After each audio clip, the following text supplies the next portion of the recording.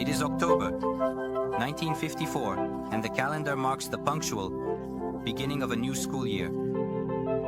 In Milan, the State Classical High School Giovanni Berchet is once again filling up with students. They are the children of the urban bourgeoisie, ready to resume the routine of lessons, schedules, quizzes, and class assignments.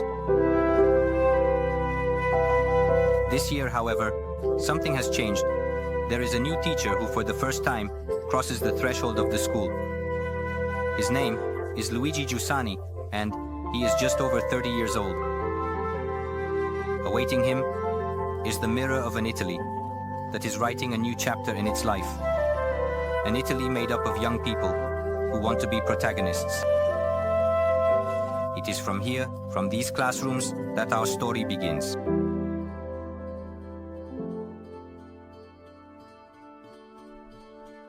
Day after day, Giussani's lessons create a ferment of ideas, dialogues, and discussions that will extend well beyond the school perimeter, reaching the Catholic University, and from there to numerous other groups of university students.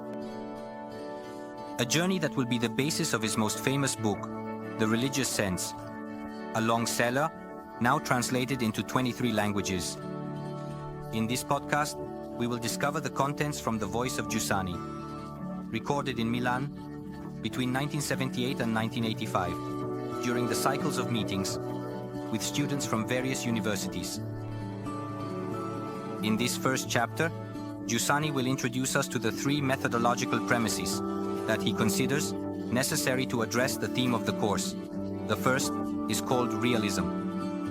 Our lesson is about to begin.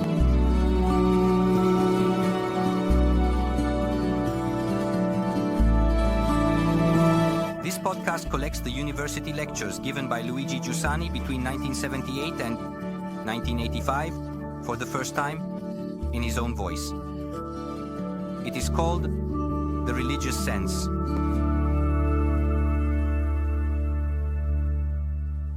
I would like to begin by expressing my sincere gratitude to everyone present here today. Thank you. One lives with the real. One exists with the ideal. Do you want to know what the difference is? Animals live. Man merely exists. Where the word existence speaks of a dignity that makes living conscious and aware of a purpose. That is to say, it becomes aware of a sense. We are interested in the religious sense because it allows us to exist, not just to live, to be human, and not merely animated beings or animals. I say this because I want to make explicit, I want to reaffirm the importance that everything we will be discussing has for me as a man. Even though my purpose in these conversations is not to instill in you my convictions or to impose my ideas on you, what I aim to achieve with this effort is to teach you a method, to communicate to you a method. I speak of a method for addressing problems of this kind. And since these are problems that require decisive answers for life, it is to teach you or to communicate to you an important method for your life. I ask you to respect this purpose of mine, and your effort should therefore be focused on understanding what the way, the concrete method, the type of journey is that my intelligence takes to arrive at the contents that I will explain and share with you. As an introduction, I would like to remind you that the religious sense or religious experience is first and foremost a fact, an objective phenomenon, a real fact. It is not an idea First of all, it is not a way of feeling. It is not just a fact, an event, but the most imposing and inextirpable fact in the history of man. More imposing, more vast, even more than the phenomenon of love between man and woman, even more than the phenomenon of the relationship between parents and children, because the religious sense is an event that poses, affirms, or seeks the horizon within which the relationship between man and woman, as well as the relationship between parents and children, also acquires meaning. Therefore, it is broader even than those. Precisely because my concern is primarily a concern of method, I will dwell extensively on some premises. We could summarize these premises under a title such as addressing the issue, that is, how to perceive this object in the most effective and clear way without wasting time. I'd begin this first chapter by elaborating on the first of these conditions. And the title of this first condition that we want to clarify is the word realism. This realism that is an indispensable condition for reason to remain reason, not to become a convoluted argument or fade into imagination. So let's proceed with the steps that I will indicate later. What does this realism consist of? To answer this first step, to explain it, I would like to read you this passage from Alexis Carrel, Nobel Prize in Biology. He left behind, having died before completing the work, many fragments that his wife published in a book titled Reflections on the Conduct of Life. In this book, there is this observation: in the exasperating tenderness of modern life, the mass of traditional rules that gave substance to life has disintegrated, like the frozen surface of a river breaking up in spring. Thanks to technological advancements, most of the contradictions imposed on us by the cosmic world have disappeared, but at the same time, the creative effort of the personality that those contradictions stimulated has also disappeared. Division now reigns everywhere. Here is the passage for which I have especially chosen to read. Little observation and much reasoning lead to error.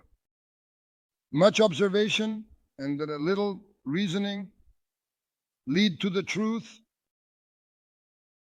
In organizing our collective life, we have preferred intellectual whims over the data of science, understood as the observation of reality, and the triumph of ideologies consecrates the defeat of human civilization. This is what I mean by realism. Do not favor a preconceived scheme over the whole.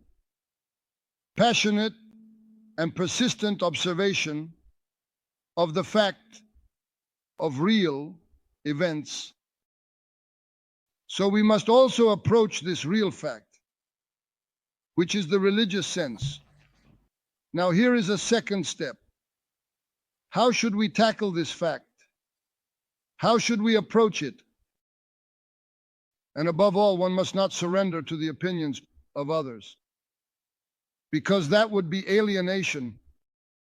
A second observation to answer the question is, and this is a point of great importance that I will repeat many times, the method, that is, how to approach the method, is always dictated by the object, not imagined by the subject. If I want to know who is the last in the front row over there on the right, I cannot go to the first in the row, up here. Because if I want to know who he is, what he looks like, what his name is, I have to go over there. I cannot come from here because he is over there. The method, the path is imposed on me by the object. Not because I am left-handed. Do I go to the left?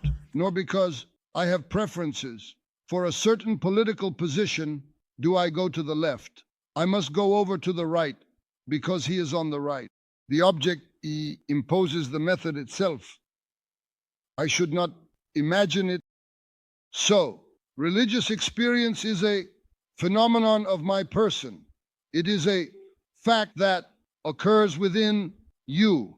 It is something that is inside being and concerns you. So, if it is the object that imposes the method, if it is something inherent to me, I must observe myself. It is an observation of myself that I must make. First of all, if I want, as we said at the beginning, to find the most effective and clear way, without wasting time, to understand something about this event that arises and has as its scope, as its space, as its place myself, my existing self, my existing I. It must be a reflection on my existing I. That is, it must be a reflection on my living self. In short, an existential inquiry, we could use another word, a reflection on my experience. Then, once I have given this necessary attention to myself, I will be able to engage with much more benefit, enjoyment, but above all, rationality, that is, critical capacity, with everything that others say, from Plato to Hegel to Marx, to the professor teaching, from the high school lectern, or to the opinions of my father and mother. Then, the confrontation with everything that others say will find me armed with a, let's say, working hypothesis that I have discovered by observing my nature, my living, existing nature.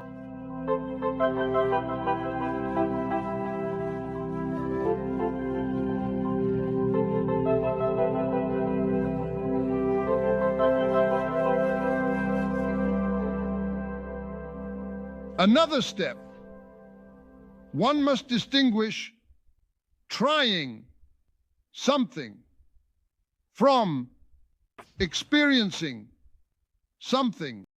A man who has tried everything is not necessarily an experienced man, without a doubt, because one can reach 50, 60 years of age, having tried everything, but still remain without any wisdom, so that no one would feel inclined to ask him for advice.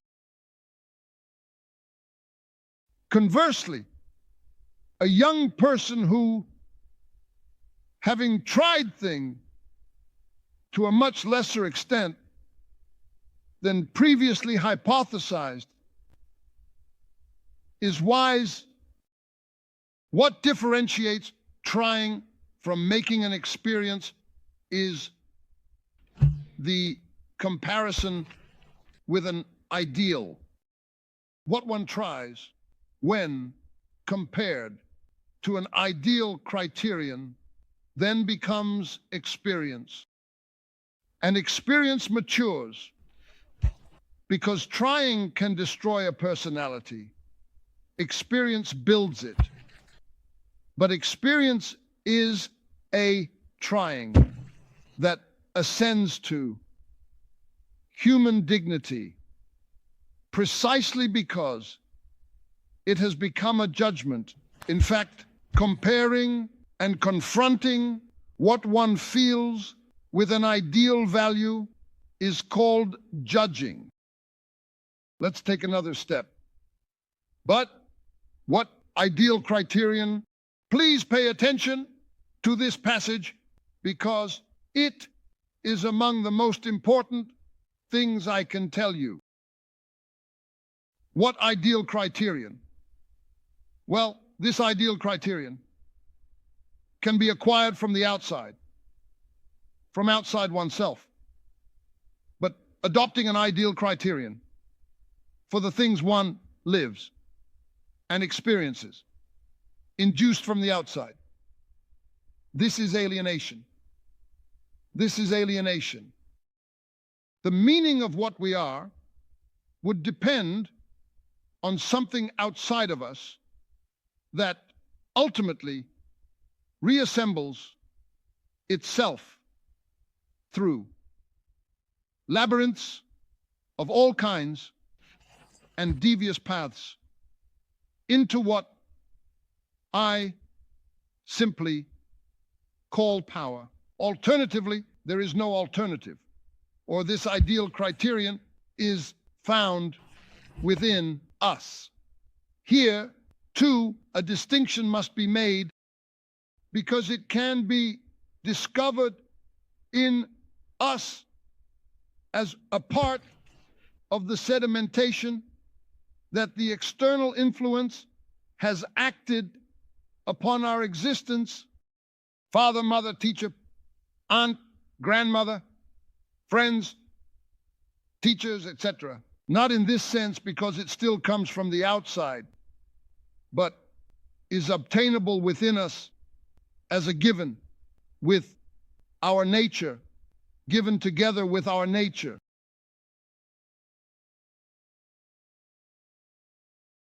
I would like to use, even in front of you, the formula that I use to indicate this ideal criterion as discovered, as a given of nature, discovered in us, in our naturalness, in our natural originality.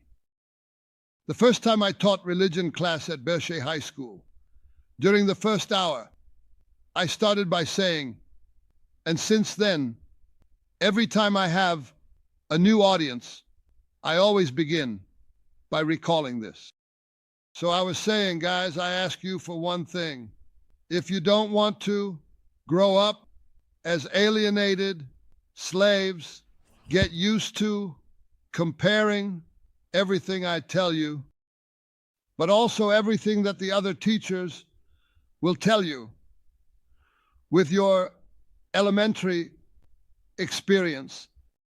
What do I mean by this term, elementary experience?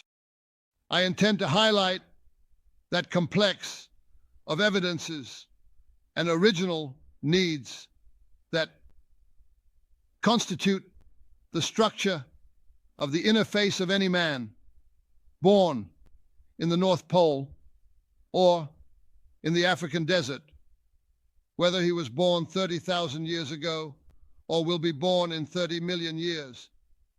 A man has an ultimate structure for which it is said he is a man.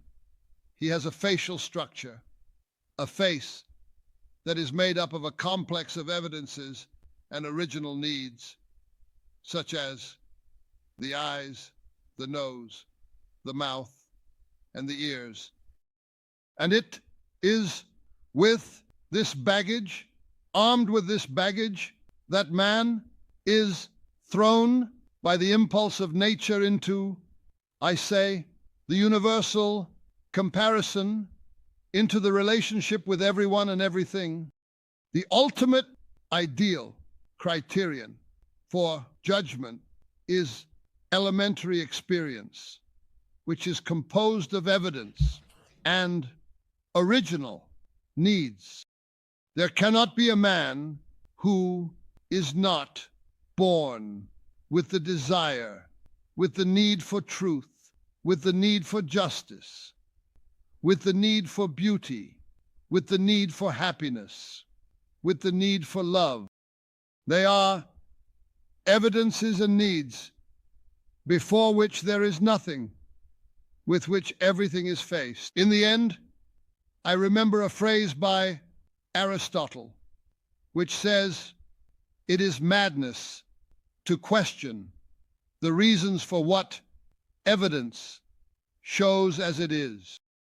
To ask whether something is true or to explain why something is evident is madness, because evidence is the tool to approach reality, that is, to assert oneself, to express oneself. It is what constitutes me." But I would like to conclude this passage by using another word that this time is suggested to me by biblical language. Instead of elementary experience, we could use the biblical language that speaks of the heart. So I never said it like this before, but now I say it. If you want to become great without being alienated, not enslaved to anyone, get used to comparing everything I tell you, as well as what others will tell you, with your heart, what I have called the inner face. Certainly, the biblical word for heart is denser and more intense than just indicating an elementary experience, as I mentioned earlier. However, the biblical heart is made of that experience.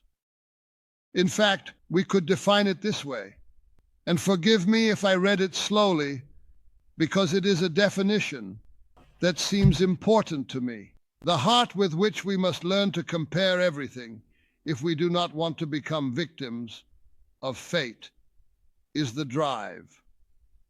The vital drive with which the human being reaches out to reality, trying to identify with it through the realization of a project that imposes upon reality itself the ideal image that stimulates him from within.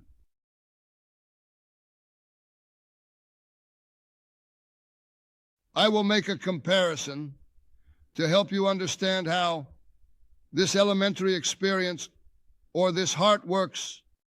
A comparison, so to speak, trivial, but let's suppose we are in a high school class where there is a philosophy professor and he is an idealist.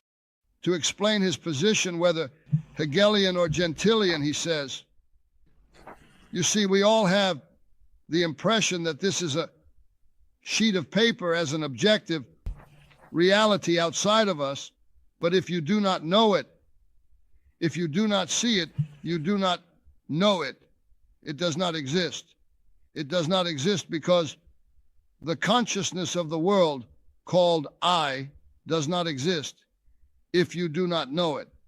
You see, therefore, that this apparent impression must be corrected by reflection.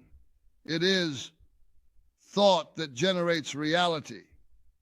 Excuse the approximations and simplifications.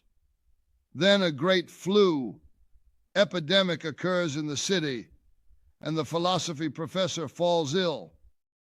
Then the substitute arrives. The substitute asks how far you have gotten. He made this comparison, I understand. So we all have, says the substitute, the impression that this is an object really outside of us, truly existing. How can we be sure of that? Prove it. He is a skeptic or a problematicist, all right? But the disease rages on, and this substitute also knows little. Then comes the substitute of the substitute, who is a young graduate just out of university, and he says what point he has reached. I understand.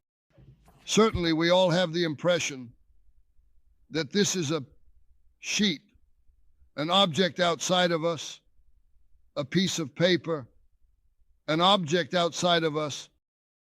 Anyone can only start from this impression Even the idealist and the skeptic have been forced to start from this clear, but if I do not know it, it does not exist.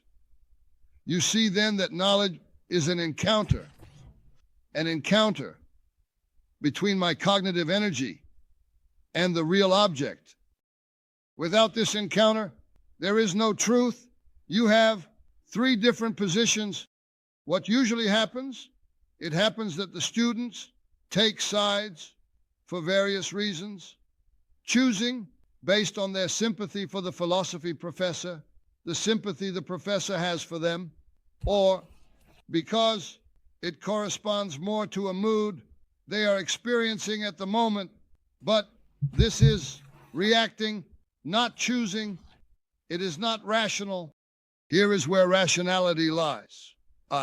Keep in mind what the first, the second, and the third have said, which of this tripartite position corresponds most to my elementary experience. The third, because it is what explains to me the most.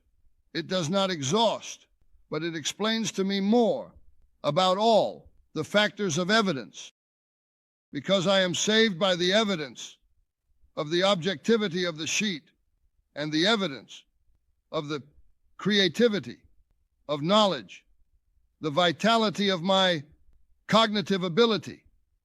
Here, the third professor is a realist.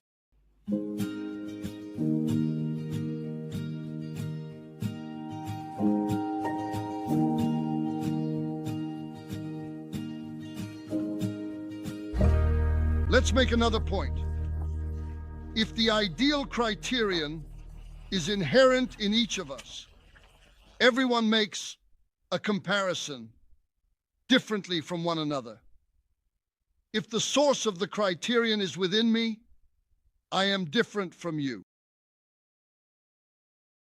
My comparison will be realized differently from yours. Such a conception should consecrate total anarchy. Anarchy consists in the fact that the individual, whether I or you, as masters, have the power to determine our ultimate destiny by identifying the meaning, the relationship that the things we do to get there have with destiny. That is, all relationships. Anarchy is indeed an extremely fascinating position. I always told my students at school that I could only understand two positions worthy of man. The first is anarchy. The second, a true religiosity, because both place man in front of destiny, give man the measure of the infinite. I remember that I was a young priest in a church on Lazio Avenue. It was just after Easter, a little after Easter, when a boy awkwardly leaned against the small door of the confessional. I started to engage in a discussion, and at one point, he said to me, "Look, you can say whatever you want, but there is no conception of man more dignified and greater than that of Capaneus from Dante, who, bound by chains, still cried out to God, 'Here, you bind me here.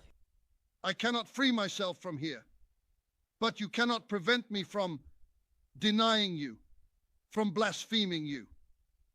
I was momentarily taken aback because it was a type of argument that struck me. But I said, a few moments later, "Isn't it even greater to love the infinite?" And he left laughing.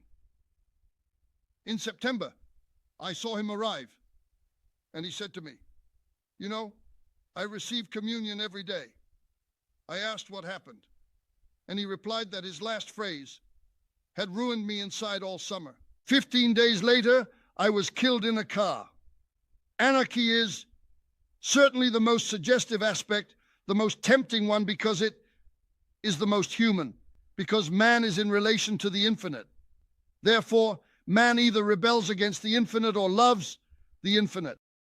Only that anarchy is the lie, established as a system, it is pure, voluntaristic, violence. Because man depends, there was not. It is greater to love the infinite.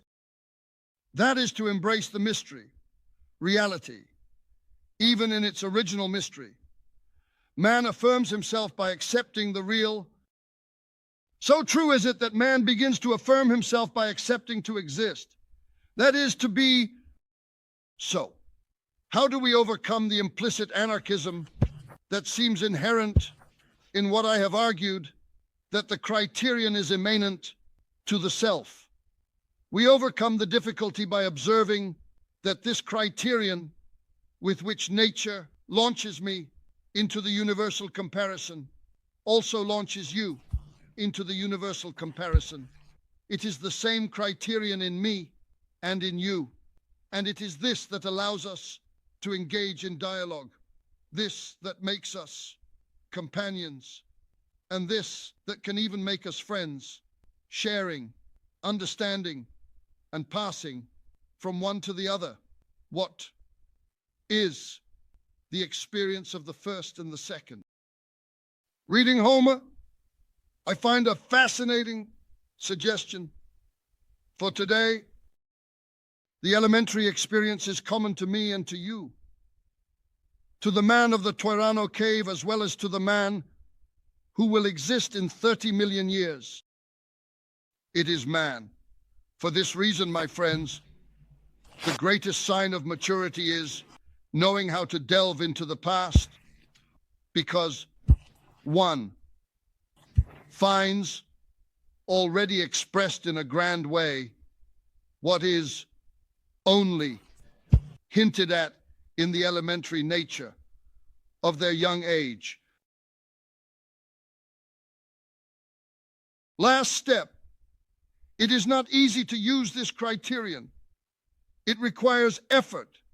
That is why it is called asceticism. It is an asceticism to know how to use this criterion.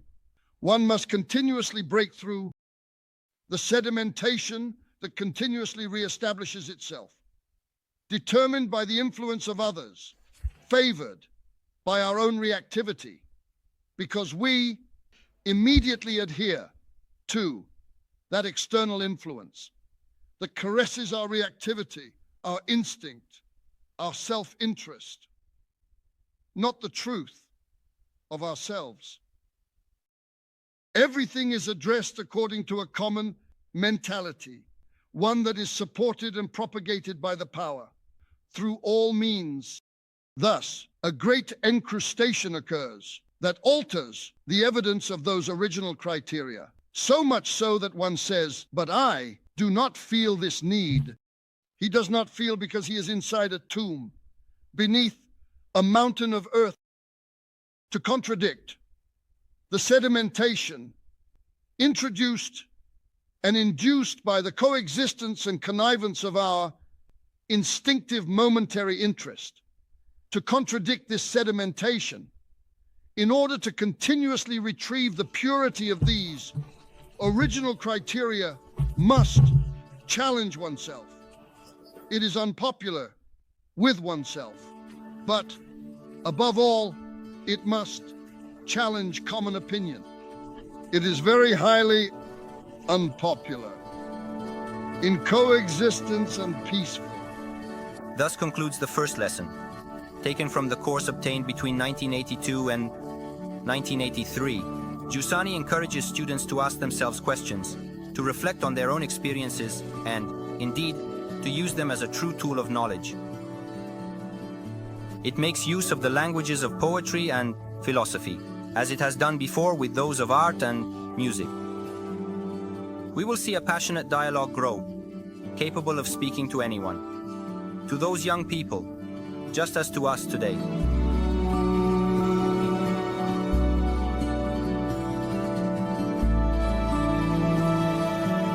Il Senso Religioso is a podcast from the Fraternity of Communion and Liberation, curated by Roberto Fontolan and Michel Borghi.